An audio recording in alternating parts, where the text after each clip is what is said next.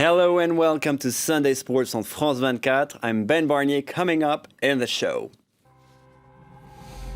A second spot, almost as good as a first spot. French football club Lyon now in the second in the standings, and almost guaranteed to participate in the prestigious Champions League.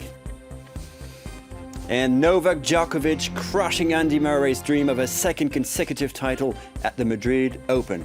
A seemingly easy victory for the world number one. And it wouldn't be a proper lead-up to the Olympics without fears of potential disaster. Officials and residents of Rio raising their alarm about security issues ahead of the Games. It's a second spot that feels like a first spot. French football club Lyon crushing Monaco 6-1.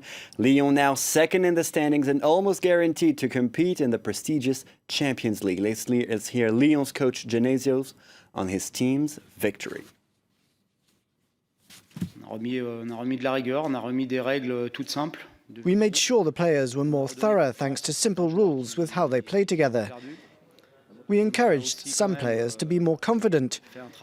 We also worked on our tactics. We changed our organisation on the pitch, asking a few players to play in new positions. All these things allowed us to reach our goal. And still in the French Ligue 1, Paris Saint-Germain thrashing Ajaccio 4-0. The Corsican club now fearing a relegation. Marseille defeated Reims 1-0. Toulouse overcoming Troyes 1-0. A crucial victory for the southern club, now just above the red zone. And we can't get enough of Leicester and their fantastic win in the Premier League. Saturday, while team manager Claudio Ranieri was talking emotionally about his victory, two players stormed the conference room and soaked their coach in champagne. Ranieri trying to keep his cool, journalists in attendance bursting with laughter. The English club underdog won many people over around the world, proving with their victory that even in the glitzy world of football, the richest club does not always win. Let's listen to Ranieri. Oh no, I'm a very calm man. Also when I was young, never. I think no more 10 times I've been in disco. You can imagine me now go to a disco? No. I am a strange man. When when I put in my mind and my chips, Claudio, calm, because now there are the camera want to see if you cry, and then I said no, today no, I stayed there. But the emotion inside me was at the top. And that was Leicester's Ranieri. His team defeated Everton 3-1 Saturday. Manchester United beating Norwich City 1-0. Southampton overcoming Tottenham 2-1. Manchester United, Arsenal drawing 2-2, and Liverpool Watford 2-0. And now on to the Spanish Liga. Barcelona retaining the top spot after crushing Espanyol 5-0. Luis Suarez scored 2. Lionel Messi 1. Neymar 1. That's for Barcelona's MSN, complete with Rafinha's goal. Barcelona now on the right track to lift the trophy, but Real Madrid are not far behind on 87 points, 1 point less than their arch-rival. Madrid beating Valencia 3-2. Atletico Madrid defeated by Levante 1-2, which means they're out of the race for this year's title. And we're going to stay in Spain with the Madrid Tennis Open. Sunday, Novak Djokovic crushing Andy Murray's dream of a second consecutive win in the Spanish capital. A seemingly easy win for the world number one. Djokovic accurate and powerful as ever, despite Murray's 10 aces on clay. Final score, 6-1, 3-6, 6-3. The Serb winning 5 of his 6 past Masters tournaments. With Murray's loss, the Scot loses his number 2 world ranking to Roger Federer. And we're going to stay in Madrid with Romania's Simona Halep, who won the women's final against Slovakia's Dominika Cibulkova Friday. A special tournament for Halep. That's where she joined the elite in the women's tennis back in 2013. Halep started the tournament in the midst of rumors about her fitness, but she cruised to victory in the final Saturday, converting 2 break points in the first set and a third in the second set, clinching her victory with a timely ace in just 1 hour and 20 minutes. Let's listen to Halep talking about her opponent that was right after the game.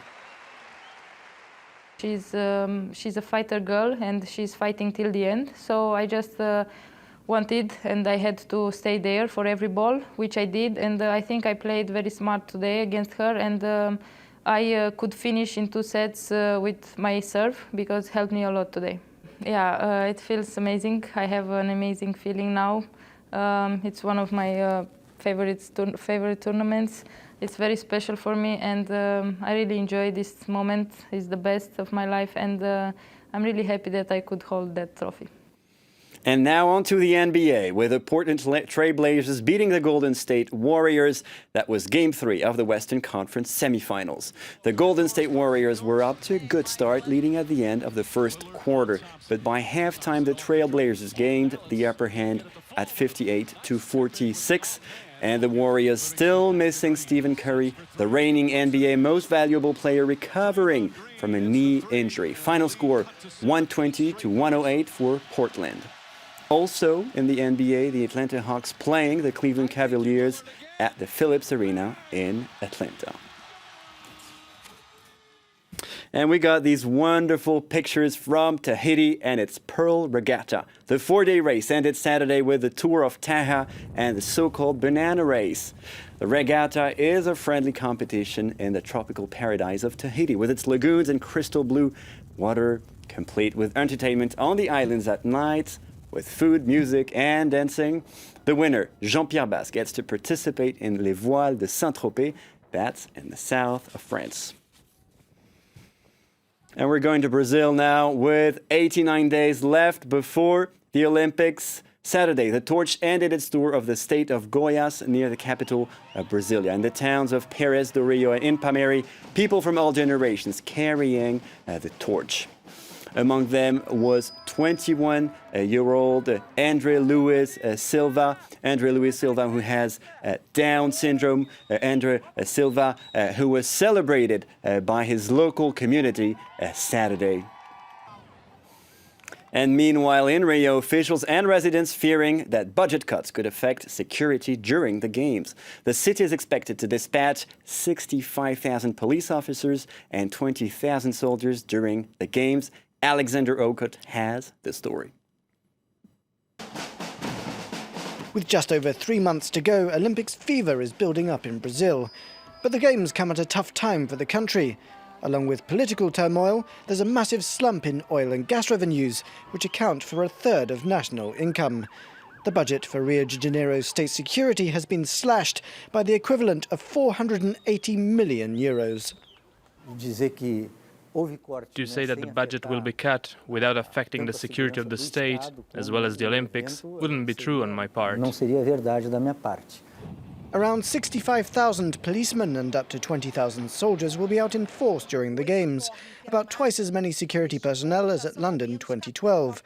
Brazil has also deployed what it calls pacifying police units, or PPUs, with the aim of removing heavily armed drug lords from the hillside favelas. Although an initial success, the shootouts between police and criminals soon returned. We're going through the largest economic crisis in recent history in the state of Rio de Janeiro. All the violent crime statistics and numbers are going up. The largest security project in the recent history of Rio de Janeiro, the PPU, is drowning. And everyone has been mobilized for the Olympics. Last year, the police shot and killed a 10-year-old boy during a raid, sparking huge street protests against the pacification program. We need to look again urgently at this pacification project, this police incursion in the favela, this militarism, this combat, because this is not working. People are dying. They and their homes are being shot at all the time. 2 years ago, Brazil hosted the World Cup without too many incidents during the competition. The Olympics now look like a whole new ballgame, however, where security will be a major challenge. And that's all for sports. Thanks for watching. Stay tuned for more news coming up on France 24.